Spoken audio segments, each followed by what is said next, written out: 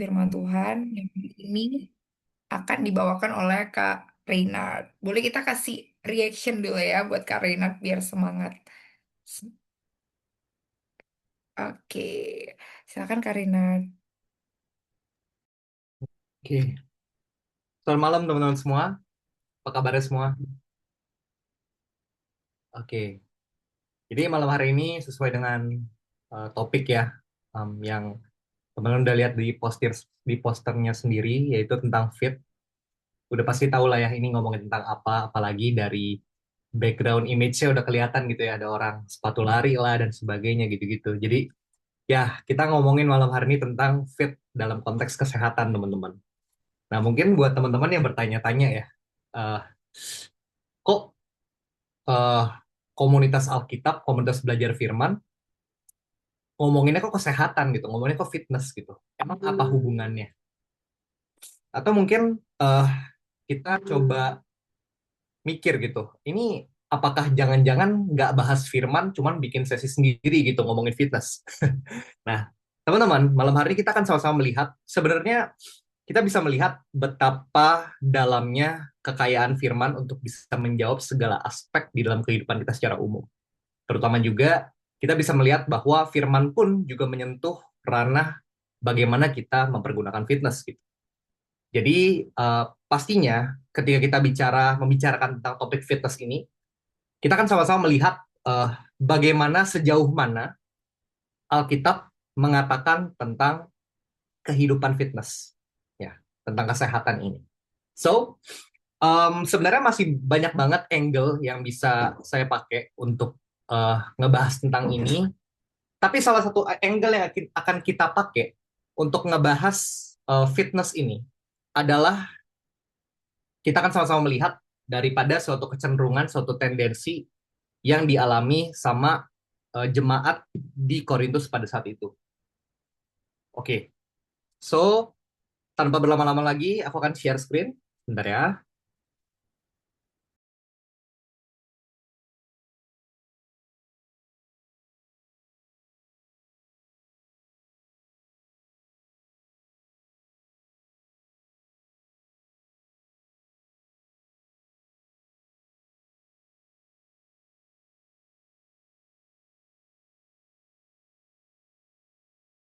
Oke.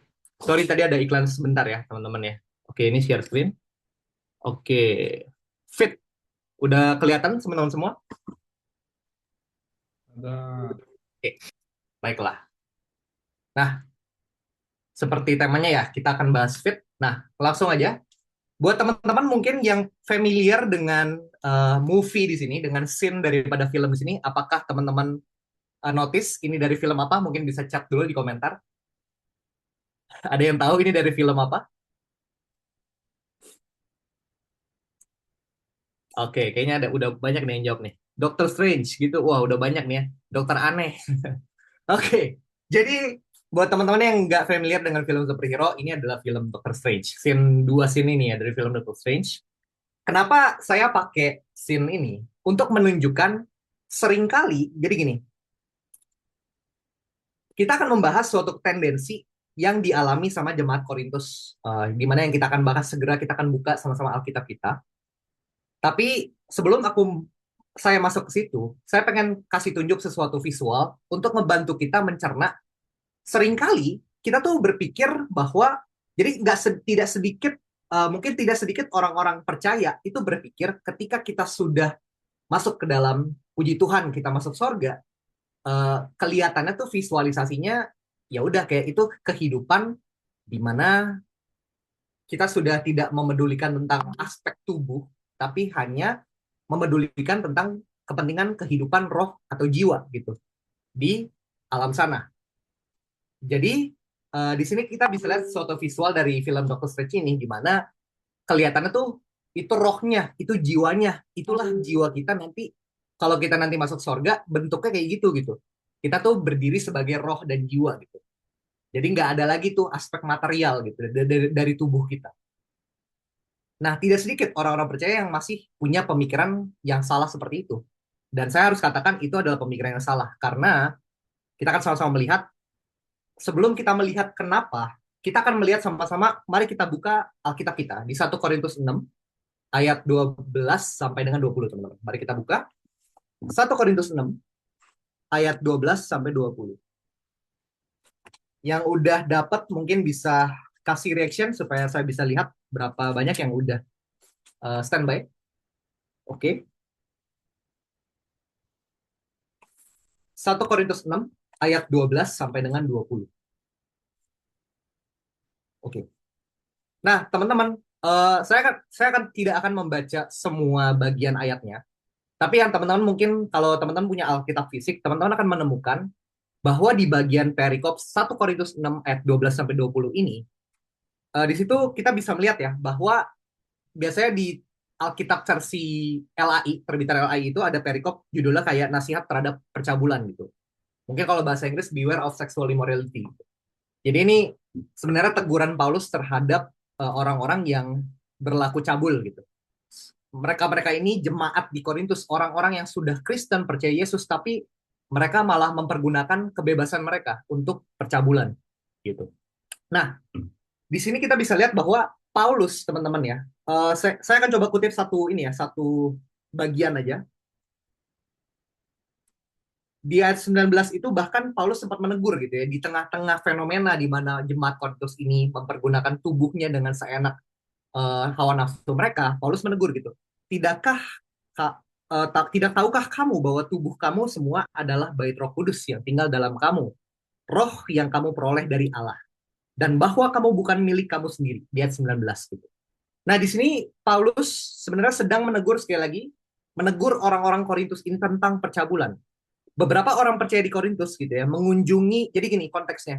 Orang-orang di Korintus itu beberapanya mengunjungi para pelacur ya, dan mereka berhubungan seks dengan mereka. Si jemaat Korintus ini berhubungan seks dengan pelacur-pelacur yang pada saat itu ada di suatu bait-bait gitu, bait-bait kuno. Nah, rupanya kenapa mereka melakukan hal itu? Nah, ini yang akan kita highlight sama-sama. Kenapa mereka akhirnya melakukan segala bentuk percabulan itu? Karena here's the thing. Rupanya di antara mereka berpendapat bahwa mereka berpendapat seperti ini. Karena tubuh kita akan mati dan membusuk, apapun yang kita lakukan dengannya tidaklah penting. Hanya roh di dalam kita yang penting. Dari kesalahan berpikir sebegininya, teman-teman, akhirnya jemaat Korintus mengambil suatu langkah yang sangat amat frontal untuk mereka bisa melakukan percabulan karena mereka berpikir ya udah tubuh gue ini juga bakal busuk kok, bakal mati dengan sendirinya. Gue udah Kristen gitu. Jadi ya it's yang penting cuman rohnya gitu. Nah, di sini kita lihat ya bahwa demikian pula mereka berpendapat bahwa mereka bebas untuk melakukan ekspresi seksual apapun yang mereka sukai atas dasar pemikiran yang salah ini. Jadi pada intinya di sini kita lihat ya bahwa mereka tidak begitu menganggap tubuh itu sedemikian penting perannya di hadapan Tuhan. Oke? Nah, teman-teman, gagasan bahwa tubuh kita tidaklah penting pada dasarnya adalah salah pastinya. Tubuh orang percaya, seperti yang tadi saya coba sebutkan di ayat 19, adalah tubuh orang percaya adalah tempat Roh Kudus tinggal. Dan dalam arti tertentu kita bisa lihat di ayat 19 tadi gitu, bahwa Paulus mengangkat tubuh kita, peranan tubuh kita itu sebagai bait suci. Dan tempat kudus yang di dalamnya terdapat Roh Allah. Di ayat 19 tadi kita sama-sama sudah membaca. Nah, memang ya teman-teman kita bisa lihat bahwa di ayat 19 ini dan di antara 1 Korintus 6 ayat 12 sampai 20 ini memang di sini kita bisa lihat kalau konteks di sini tuh tidak secara langsung menyuarakan tentang perintah untuk mereka jadi ini tidak sedang ngomongin sebenarnya dosanya itu kan lebih gede ya di sini ya kan, sorry bukan dosa lebih gede, dosa itu lain gitu ya, kita pengen ngomongin dosa di sini yang lebih frontal, yang kelihatan kental banget, bukan dosa yang lebih gede ya, tapi dosa yang lebih kelihatan frontal banget di sini adalah mereka mempergunakan tubuh mereka untuk percabulan, untuk segala bentuk ketidakhormatan gitu. Nah, dan di sini kita bisa melihat bahwa yang kita mau highlight sekali lagi adalah akar pemikirannya, kenapa mereka melakukan hal itu. Nah, di sini implikasinya kita bisa melihat bahwa bahayanya kalau kita melihat tubuh kita tidak sedemikian esensial, tidak sebegitu berharga di hadapan Tuhan, maka celakanya adalah kita bisa end up mungkin se-ekstrimnya seperti jemaat Korintus ini. Jadi sekarang mungkin yang saya pengen coba sampaikan adalah implikasinya adalah bahwa tubuh kita ini adalah penting dan penuh hormat di hadapan Tuhan, teman-teman. Nah, di sini kita bisa lihat bahwa ternyata Alkitab itu menyajikan pandangan yang utuh tentang kita sebagai manusia, di mana kita adalah satu kesatuan tubuh dan jiwa yang bekerja bersama-sama, teman-teman. Semuanya ini aspek yang sangat penting yang membentuk kita sebagai manusia. So, peranan tubuh kita sebagai manusia itu adalah sangat amat penting, teman-teman. Nah, dengan demikian apa implikasinya yang kita sama-sama melihat gitu dari uh, intro ini, dari perenungan ini, dari hanya sekedar kita melihat konteks daripada ternyata ada kekeliruan berpikir dari jemaat Korintus. Kita lihat bahwa ternyata terdapat hubungan antara penggunaan tubuh dengan tanggung jawab di hadapan Tuhan, teman-teman. Mungkin kita tidak sampai di dalam ranah menggunakan tubuh kita untuk percabulan gitu.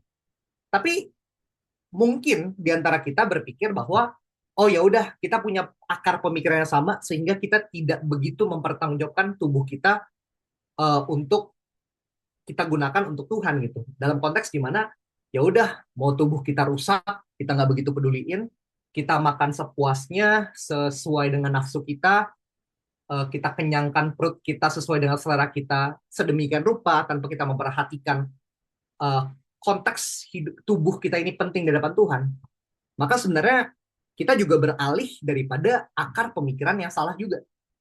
Gitu. Kalau kita tidak mempraktikkan, mempergunakan tubuh kita atas dasar pemikiran bahwa tubuh kita ini penting, teman-teman.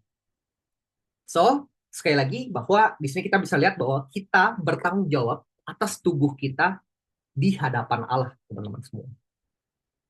Nah, sekarang kita akan sama-sama melihat ya. Sebenarnya, oke, kalau dikatakan kita bertanggung jawab di hadapan Allah dengan tubuh kita, maka sebetulnya pertanyaannya adalah, ya udah, sekarang peran tubuh ini coba jelaskan, Ray, lebih jelas lagi. Coba tolong kita renungkan apa sih maksudnya peran tubuh kita ini untuk Tuhan yang tadi sempat disebutkan. Nah, kita akan sama-sama melihat kembali lagi teman-teman ke 1 Korintus 6 ayat 19. Kita akan sama-sama baca bareng-bareng. Saya akan bacain buat teman-teman semua. Atau tidak tahukah kamu bahwa tubuh kamu semua adalah bait Roh Kudus? Ini saya baca di versi terjemahan baru 2 ya teman-teman. Jadi mungkin ada sedikit perbedaan. Tubuh kamu semua adalah bait Roh Kudus yang tinggal di dalam kamu. Roh yang kamu peroleh dari Allah. Dan bahwa kamu bukan milik kamu sendiri. Saya izin lanjutkan sampai ayat 20. Sebab kamu telah dibeli dan harganya telah lunas dibayar. Karena itu muliakanlah Allah dengan tubuhmu. Nah, sekarang dari ayat ini sendiri kita bisa sama-sama melihat di ayat 20 bahwa ada tertulis di mana kita diminta untuk memuliakan Allah dengan tubuh kita. Jadi muliakanlah Allah dengan tubuhmu. Nah, teman-teman, saya percaya bahwa memuliakan Allah dengan tubuh seperti yang tertulis di ayat 20 ini itu berhubungan erat dengan bagaimana sekali lagi kita mempergunakan serta memelihara tubuh kita. Dan kita tahu secara umum bahwa pemeliharaan tubuh itu berkaitan dengan bagaimana juga kita memelihara sekali lagi kesehatan jasmani kita, teman-teman. Oke? Jadi sekali lagi pemeliharaan tubuh itu berkaitan dengan kesehatan jasmani kita untuk kita bisa memuliakan Allah. Nah, sekarang pertanyaannya, oke, sekarang kita udah sama-sama lihat gitu secara implisit tentang pentingnya tubuh gitu. Dan kita bisa lihat bahwa dengan jelas Paulus pakai ayat di 1 Korintus 6 ayat 19 sampai 20 ini juga sangat menekankan tentang peranan tubuh yang tidak bisa dipergunakan secara sembarangan gitu. Nah, sekarang kita bisa melihat pertanyaannya gini. Apakah Alkitab ada menyinggung sedikit atau banyak tentang uh, penggunaan tubuh ini mungkin dalam konteks in related to fitness, dalam konteks dengan kesehatan jasmani seperti yang tadi kita renungkan gitu, bahwa pemeliharaan tubuh berkaitan dengan kesehatan jasmani. Nah, saya akan mengajak teman-teman semua untuk kita sama-sama buka di 1 Timotius 4 ayat 8. Mari kita buka sama-sama 1 Timotius 4 ayat 8. Oke. Untuk teman-teman yang sudah dapat di 1 Timotius 4 ayat 8, boleh sampaikan di chat supaya saya bisa tahu juga. Oke. Baiklah, sudah ada beberapa. Oke. Oke. Saya akan bacain untuk teman-teman semua. 1 Timotius 4 ayat yang ke-8. Sekali lagi di versi TB2. Latihan jasmani terbatas gunanya. Tetapi kesalehan itu berguna dalam segala hal. Karena mengandung janji baik untuk hidup ini maupun untuk hidup yang akan datang. Jadi di sini sekali lagi di ayat 8 itu disebutkan dengan suatu perkataan yang sangat jelas ya, bahwa latihan jasmani gitu. Jadi memang ada suatu aspek suatu pergerakan fisik untuk kesehatan yang memang dipakai kata-katanya dimention di dalam Alkitab gitu, tentang latihan jasmani. Gitu teman-teman. Nah, tapi teman-teman, secara terus terang, secara jujur, fokus daripada teks yang kita baca tadi di 1 Timotius 4 ayat 8 ini tidak sedang membicarakan latihan jasmani. Tapi memang disinggung secara implisit tentang latihan jasmani. Yang kita akan sama-sama melihat. Jadi kita bisa katakan bahwa Alkitab hanya menyuarakan sedikit saja peranan daripada latihan jasmani. Oke? Itu yang kita harus sama-sama mengerti. Nah, makanya di sini, dan tapi sekalipun kita bisa lihat teks ini tidak berfokus untuk menekankan latihan badani atau latihan jasmani, sekali lagi, karena topik kita adalah fitness di sini, maka saya percaya bahwa adalah penting untuk kita memerhatikan implikasi daripada teks tersebut perihal latihan jasmani. Oke. Nah, teman-teman di sini kita bisa lihat bahwa sekali lagi di 1 Timotius 4 ayat 8 dikatakan latihan badani, atau kalau di dalam ini ya, kalau dalam bahasanya itu kesan maknanya itu in white sense itu lebih ke arah exercise gitu. Jadi memang ini benar-benar literally ngomongin tentang physical exercise, latihan badani. Diambil dari kata gymnasia yang itu mungkin jadi salah satu akar yang akhirnya muncullah kata gym itu gitu.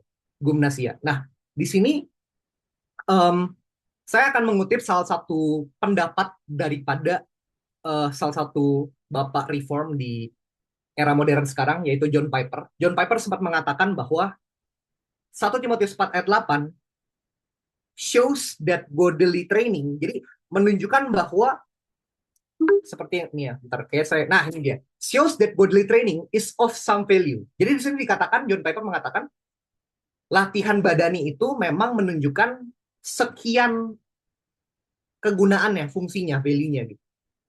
Jadi memang ada some value. Sekarang, kalau now if you have to choose between bodily and spiritual training, artinya kalau seandainya kita dihadapkan dengan pilihan antara physical training, latihan badani, dengan latihan spiritual gitu ya, yang mungkin di sini latihan spiritual ini lebih ke dalam disiplin rohani, kita di mana kita membaca Alkitab, merenungkan firman, berdoa, dan sebagainya, ya kita harus, kalau diperhadapkan dengan keduanya dan kita harus memilih satu, kita pastinya harus memilih choose spiritual training, seperti yang dikatakan John Piper. Tapi sekali lagi, karena di dalam teks ini tidak mendiskreditkan latihan badani, karena di dalam 1 Timotius 4 ayat 8 ini Paulus tidak mengesampingkan latihan badani dengan berkata ini sama sekali nggak berfungsi, maka dengan demikian, seperti John Piper katakan, because it is of value in every way, ada kegunaannya. Jadi tetap kita harus atas dasar pendapat daripada si John Piper ini, kita bisa lihat bahwa kita harus mengconsider peranannya. Karena Alkitab mengatakan memang ada value di balik bodily fitness, di balik latihan badani, teman-teman. Jadi di sini kita bisa lihat makna implisit, sekali lagi dari teks ini, sekalipun teks ini berfokusnya bukan kepada latihan badani. Nah, jadi sekarang sekalipun latihan badani itu terbatas, tetaplah dinyatakan bahwa latihan badani itu memiliki kegunaan. Maka kita akan lihat sebenarnya yang jadi fokus teks Timotius 4 ayat 8 ini, saya akan bacain lagi buat teman-teman semua. Latihan jasmani terbatas gunanya, tetapi kesalehan itu berguna dalam segala hal karena mengandung janji baik untuk hidup ini maupun untuk hidup yang akan datang. Jadi di sini kita bisa lihat ya bahwa yang jadi fokus teks daripada 1 Timotius 4 ayat 8 ini, Paulus sedang menekankan godliness, devotion, ibadah yang merupakan hidup gitu ya. Jadi ini bukan ibadah yang hanya sekedar rutinitas mingguan, tapi itu termasuk juga, cuman ini bicara tentang kehidupan kesalehan gitu sebagai ibadah di hadapan Tuhan. Yang berhubungan erat dengan konteks kesucian dan kekudusan. Nah, dikatakan bahwa ibadah itu memiliki kegunaan di dalam segala hal, baik di hidup sekarang maupun yang akan datang. Dan di sini kita lihat bahwa yang ditekankan adalah godliness itu sendiri. Bahwa kegunaan di dalam segala hal daripada ibadah, daripada kehidupan kita sebagai ibadah di hadapan Tuhan. Maka kita lihat bahwa 1 Timotius 4 ayat 8 ini secara tekstual teman-teman, itu menyatakan perbandingan antara latihan badani dengan ibadah dalam konteks kebergunaan ya teman-teman. Jadi kita bisa lihat Paulus benar-benar membuat suatu standar yang kita bisa lihat yang memang lebih penting ibadah, lebih penting kita mempertimbangkan lebih banyak lagi berfokus kepada ya seperti yang tadi saya coba katakan contohnya kayak kita disiplin rohani, kita membaca Alkitab, kita berdoa dan sebagai bentuk dan bagaimana kita mempraktekkan kasih kepada sesama kita, itu yang termasuk ke dalam godliness, itu yang menjadi main fokusnya. Maka dengan demikian, kalau kita coba melihat implikasinya teman-teman, secara terus terang latihan badani adalah bentuk pemeliharaan tubuh dan ibadah adalah bentuk pemeliharaan keseluruhan hidup kita sebagai manusia di hadapan Tuhan. Oke, kita harus fair-fair melihat itu. So dengan demikian, kalau kita ngomongin fitness, apa peranannya latihan badani ini? Kalau kita lihat ini main centernya, di mana ibadah di hadapan Tuhan itu kehidupan kita adalah yang utama. Apa peranan fitness? Apa peranan latihan badani, teman-teman? Maka dengan demikian, kalau kita bisa coba mengintegrasikannya, maka kesimpulan yang kita dapat adalah pemeliharaan tubuh adalah baik dilakukan demi kebutuhan ibadah. Sekali lagi, dengan demikian implikasi yang kita bisa dapat adalah kenapa kita harus memedulikan tubuh kita, kenapa kita harus betul-betul mempertanggungjawabkan tubuh kita di hadapan Tuhan. Karena salah satu hal ini yang kita bisa sama-sama tangkap, bahwa pemeliharaan tubuh adalah baik dilakukan demi kebutuhan ibadah. Nah, dari yang tadi kita sama-sama renungkan teman-teman, dari 1 Korintus 9, mari kita sama-sama buka lagi di 1 Korintus 6 ayat 19. Kita sama-sama renungkan lagi 1 Korintus 6 ayat 19. Mungkin kali ini saya ingin mengundang Jepanya untuk membaca 1 Korintus 6 ayat 19. 1 Korintus 6 ayat 19. Begini bunyi firman Tuhan. Atau tidak tahukah kamu bahwa tubuhmu adalah bait Roh Kudus yang diam di dalam kamu, Roh Kudus yang kamu peroleh dari Allah, dan bahwa kamu bukan milik kamu sendiri. Oke, lanjut. Yap. Ayat 20. Sebab kamu telah dibeli dan harganya telah lunas dibayar, karena itu muliakanlah Allah dengan tubuhmu. Oke, sekali lagi kita digemakan lagi tentang muliakan Allah dengan tubuhmu. Terima kasih, Jep. Dan kemudian kita kembali lagi tadi, yang kita tadi bareng-bareng belajar di 1 Timotius 4 ayat 8. Oke, muliakan Allah dengan tubuh. Kemudian, oke, latihan badani terbatas. Tapi ibadah berguna dalam segala hal. Godliness. Nah, maka dengan demikian, kalau kita mencoba untuk mengaitkan pernyataan-pernyataan daripada teks yang tadi kita sama-sama pelajari, teman-teman, bahwa kita bisa lihat semuanya itu di mana pemeliharaan tubuh ya demi kebutuhan ibadah adalah cara kita memuliakan Allah. Jadi kita tadi sama-sama memuliakan Allah dengan tubuh, itu yang jadi goalnya teman-teman di 1 Korintus 19 1 Korintus 6 ayat 19 sampai 20. Itu yang jadi goalnya untuk kita memuliakan Allah. Tapi dengan cara apa? Dengan cara yang tadi kita udah sama-sama melihat dari korelasi di in between 1 Timotius 4 ayat 8. Di mana kita memelihara tubuh kita untuk kebutuhan ibadah. Sehingga cara kita memuliakan Allah yang tadi kita sama-sama melihat di ayat 19-20, 1 Korintus 6, adalah dengan cara memelihara tubuh demi kebutuhan ibadah. Nah, teman-teman, John Piper sempat mengatakan juga salah satu perenungan pribadi dia ketika dia juga menggumuli tentang fitness dalam kehidupan dia. Dia sempat mengatakan gini, I know depression hurts my ministry, my marriage, and my parenting. Jadi dia mengatakan bahwa saya tahu kalau depresi itu mengganggu pelayanan saya, mengganggu kehidupan pernikahan saya, dan mengganggu juga cara saya mendidik anak-anak saya, parenting. So, dengan demikian, terus beliau mengatakan seperti ini, teman-teman. So, for the sake of kingdom purposes, I am off to the gym. Dia ngomong kayak gitu. Untuk kepentingan, for the sake, untuk kebutuhan, tujuan-tujuan kerajaan Allah, pekerjaan Tuhan gitu, di tengah-tengah dunia ini. For the sake of kingdom purpose gitu. Dia mengatakan bahwa I am off to the gym untuk melakukan latihan badani. Supaya apa? Akhirnya John Piper mengatakan semenjak dia melakukan itu mendisiplinkan tubuhnya, maka dia pun juga bisa semakin efektif dalam menghandle tendensi dia untuk depresi, tendensi ke depresi dia gitu. Dia bisa fight dengan itu, dia bisa berjuang melawan itu. Sehingga secara performance apa yang dia bisa lakukan bagi sesamanya, bagi pelayanannya di gereja sebagai gembala, sebagai orang tua, sebagai suami, itu bisa semakin optimal oleh karena dia mendisiplinkan tubuhnya, teman-teman. Itu John Piper katakan demikian. So, dengan demikian, kesimpulan yang kita bisa dapat, pemeliharaan tubuh demi kebutuhan ibadah, sekali lagi, adalah cara kita memuliakan Allah. Nah, teman-teman, di sini kita bisa sangat amat aware ya dengan keberadaan fitness lifestyle di media sosial. Sekarang kan di zaman, apalagi di Indonesia ya, sekarang pergerakannya udah sangat amat masif tentang influence untuk ayo pola hidup sehat gitu. Bahkan sekarang kan teman-teman kita udah sama-sama tahu ya, sepertinya clubbing udah mulai kalah influence-nya dengan influence pedal. Nah, di sini teman-teman ada yang pernah cobain pedal mungkin?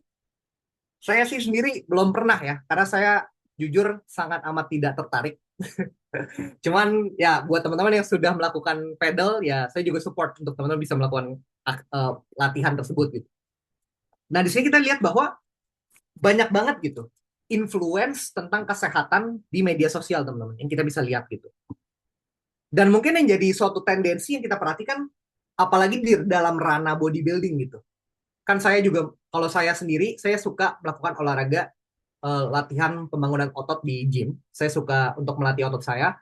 Dan saya melihat ada suatu fenomena di mana orang malah kok kelihatannya malah mendewakan kesehatan, malah mendewakan bahkan lebih daripada kesehatan, bukan kesehatan lagi, bahkan sampai pakai obat-obatan untuk bisa menunjang ototnya gitu. Jadi bodybuilding dan sebagainya stuff gitu. Nah, sebenarnya tidak ada yang salah dengan bodybuilding. Kalau saya mau coba ceritakan sedikit, tapi yang jadi salah adalah ketika seseorang, baik kita secara individu, baik mau di dalam aspek bodybuilding pun, atau baik di dalam olahraga apapun gitu, kalau kita sekali lagi bertentangan dengan apa yang tadi Paulus katakan, kita malah mendewakan kesehatan gitu, kita malah menjadikan itu yang utama dibandingkan disiplin kerohanian kita. Itu yang menjadi salah, teman-teman. So, dengan demikian, maka tujuan utama kita di dalam memelihara tubuh, baik dengan olahraga dan pola tidur serta makan yang teratur, bukanlah demi kesehatan itu sendiri, teman-teman. Akan tetapi tujuannya adalah beroleh kesehatan untuk kita memiliki ketahanan dalam menjalani hidup untuk mengasihi Tuhan dan sesama. Seperti yang Tuhan perintahkan, love God, love people. Itulah tujuan kita. Kenapa kita harus memelihara tubuh kita? Bukan untuk kepuasan egoisme kita sendiri, untuk kayak ya udah gue yang paling sehat, tidak. Tapi kita memperoleh kesehatan supaya kita bisa melakukan panggilan Tuhan, teman-teman. Di mana kita beroleh kesehatan sekali lagi untuk memiliki ketahanan dalam menjalani hidup untuk mengasihi Tuhan dan sesama. Kita berfungsi secara optimal sebagai manusia di hadapan Tuhan. Itulah tujuan kita. mempertanggungjawabkan tubuh kita di hadapan Tuhan. Dan makanya itu, apa yang tadi saya katakan tentang bagaimana kita menjadi tujuan kita mengerjakan tubuh kita ini, tujuan kita memelihara tubuh kita ini, itu adalah tujuan-tujuan di mana kita mengasihi Tuhan dan sesama. Itu adalah tujuan yang berpusat kepada yang sama-sama kita selalu renungkan di reel ini, teman-teman.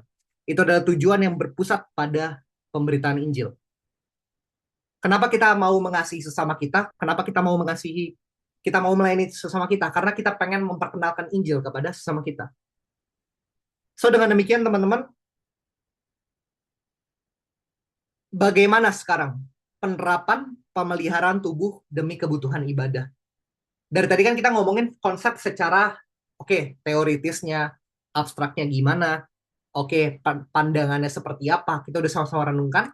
Nah, sekarang pertanyaannya mungkin, bagaimana cara kita mengaplikasikannya? Gimana menerapkan pemeliharaan tubuh demi kebutuhan ibadah, teman-teman? Saya akan coba membagikan ada 2 poin aja. Yang pertama, implikasi praktis adalah,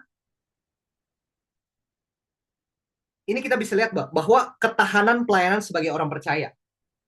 Nah, teman-teman, pemeliharaan tubuh dengan kita berolahraga dan lainnya akan membantu kita membantu mencegah supaya kita tidak mudah sakit dalam melayani sesama. Seperti yang tadi saya sebutkan dari quotes-nya John Piper, di mana dia juga mengatakan dari testimoni dia gitu. Dia melakukan latihan badani untuk mengimprove pelayanan dia supaya dia lebih kuat, lebih tahan lagi dalam melayani orang-orang sebagai orang percaya. Nah, di mana kita bisa sama-sama lihat realitanya, teman-teman, bahwa pelayanan kita terhadap sesama itu membutuhkan investasi jarak, waktu, tenaga, dan juga usaha yang melibatkan kemampuan fisik kita, teman-teman. So, dengan demikian, aspek ini sangat amat melibatkan seberapa tahannya tubuh kita menghadapi itu semua, untuk kita bisa melayani sesama. Maka dengan demikian, inilah penerapannya. Ada suatu implikasi yang kita bisa dapat adalah kita bisa mengenal, kalau kita mengerjakan, mempertahankan tubuh kita, memelihara tubuh kita untuk kebutuhan ibadah, untuk memuliakan Tuhan, kita memperoleh ketahanan pelayanan sebagai orang percaya. Dan juga yang kedua adalah kita bisa mencegah celaan terhadap hidup Kristiani. Melalui apa, teman-teman? Kedisiplinan kita di bidang umum, teman-teman. Di dalam hal kita mengerjakan tubuh kita memperoleh kesehatan, kita memperoleh kebugaran, itu pun juga bisa jadi jembatan bagi orang-orang yang nggak percaya untuk menerima pelayanan kita. Mungkin saya coba pengen bersaksi sedikit ya. Mungkin di antara teman-teman di sini juga ada kisahnya tersendiri, tapi kalau saya izinkan untuk bercerita, saya pernah membership gym di area Goldfinch, Tangerang, dan selama saya di sana, saya akhirnya coba untuk berinteraksi dengan banyak orang gitu. Saya dengan beberapa orang akhirnya berkenalan, jadi sahabatan, dan akhirnya suka main sat bareng, main latihan bareng gitu. Nah, kebetulan ada salah satu teman saya ini adalah orang ateis, teman-teman. Dan semenjak dia, saya dan teman saya, kebetulan saya waktu itu grupnya tuh bertiga, teman-teman berteman. Jadi ada saya, ada si teman saya yang ateis ini, ada juga namanya, di sini nggak tahu ada Han-Han atau enggak ya, saya belum lihat di Zoom. Ada namanya Han-Han gitu. Beberapa teman-teman di sini juga kenal. Nah, karena saya latihan bareng di sana gitu, dan kita akhirnya punya suatu goal yang sama gitu, kayak suatu kita harus disiplin untuk achieve target segini nih gitu. Kita pengen, kalau mungkin di antara kita karena kita punya program yang bodybuilding, jadi kita ngincer body fatnya lebih rendah lagi gitu. Kita pengen lebih lean gitu tubuhnya gitu, bareng-bareng disiplin. Ayo kita pola makan atur dan sebagainya gitu. Jadi seru, ada keseruan itu bareng-bareng untuk kita berjuang bareng-bareng. Nah, si teman saya yang ateis ini akhirnya dia tertularlah dengan influence daripada kekristenan. Lewat apa? Lewat ruang-ruang percakapan, entah setelah gym kita makan bareng, tiba-tiba kita ngomongin hidup, kita ngomongin Injil dan sebagainya. Saya bersama dengan teman saya Han-Han juga selalu mendoakan teman saya ini yang ateis gitu. Nah, demikian di sini kita bisa jadi cerminan bahwa kedisiplinan kita di bidang umum itu bahkan bisa jadi jembatan, teman-teman. bagi orang-orang yang tidak percaya untuk menerima pelayanan kita. Dalam kurung apa? Kenapa kita bisa tidak menjadi celaan, mencegah untuk menjadi celaan? Kenapa caranya? Karena akhirnya kita bisa tidak dipandang sebagai batu sandungan bagi mereka oleh karena kita tidak hanya menyuarakan disiplin rohani, melainkan selaras juga dengan disiplin fisik kita. Maka kedisiplinan, kalau kita disiplin secara fisik kita pun, itu juga bisa jadi jembatan untuk orang melihat, iya ya, lu juga jago di bidang umum ini, lu disiplin gitu dalam hal fisik ini. Dan itu mungkin jadi suatu jembatan untuk akhirnya kita bisa memperkenalkan tentang Injil kepada mereka, tentang Kristus, siapa Kristus, dan kita juga bisa menularkan kedisiplinan rohani kepada mereka. Itu jadi jembatan, teman-teman. Akan lebih mudah bagi kita untuk menunjukkan sifat disiplin dalam kebenaran, dalam kurung tidak malas kita di dalam kebenaran, akan lebih mudah untuk menunjukkan perjuangan kita dalam kebenaran akan firman, jikalau keberadaan jasmaniah kita pun juga menunjukkannya. Kita bisa lebih mudah untuk menunjukkan, ini gue nggak males untuk renungan, untuk mencari kebenaran. Kita bisa tunjukkan itu dengan cara kita pun tidak malas dalam mendisiplinkan fisik kita, teman-teman. So, sekali lagi, balik lagi, maka marilah kita memelihara tubuh kita demi kebutuhan ibadah sebagai cara kita untuk memuliakan Allah. Dan cara kita memuliakan Allah dengan apa? Mengasihi Tuhan, mengasihi sesama, dan disitulah berpusat kepada pemberitaan Injil. Mari kita berdoa, teman-teman. Haleluya Tuhan. Terima kasih Tuhan buat anugerah-Mu, atas kasih karunia-Mu Tuhan yang menyertai kami untuk kami bisa mengenali betapa dalamnya firman-Mu, bahkan juga menyentuh aspek-aspek umum kami untuk kami bisa renungkan, teman-teman. Bareng teman-teman di sini. Tuhan tolong pimpin supaya kami sungguh-sungguh dapat mempraktekkan apa yang menjadi perenungan kami pada malam hari ini terkait dengan kedisiplinan kami dalam hal umum ini, dalam hal fisik kami juga, dalam kesehatan kami, Tuhan, untuk kami bisa pergunakan untuk melayani sebagai manusia di hadapan Kau yang efektif untuk melayani sesama kami, Tuhan. Terpujilah nama-Mu, Tuhan. Ajar kami bahkan untuk lebih lagi memprioritaskan kebutuhan akan Engkau, Tuhan, ibadah kami yang sejati, hidup kami, Tuhan, di atas aspek umum ini. Dan kami pun juga mempergunakan aspek umum ini untuk Engkau. In Jesus' name, we pray. Amin. Oke, sebelum saya lempar ke Vini, nanti ini ada pertanyaan refleksi untuk kita bisa sama-sama bawa di breakout room ya, teman-teman ya. Jadi ini mungkin bisa di screenshot dulu sama para teman-teman mentor, volunteers, untuk bisa di take home di breakout room masing-masing. Oke, sekian. Thank you. Kepada Oke, thank you, Kore. Mungkin boleh ya kita kasih reaction dulu atau mungkin boleh kasih komennya di kolom chat. Pasti semua terberkati ya. Jadi gimana? Apakah sudah ada yang langsung mau nge-gym setelah reel ini? Langsung ya, jam 8 lebih 1 menit langsung berangkat ke gym. Oh enggak deh, kita masih breakout room. Nanti habis breakout room ya. Oke, thank you so much. Banyak ini ya, aku secara pribadi juga banyak belajar dan banyak tertegur juga. Hmm, thank you so much, Teh.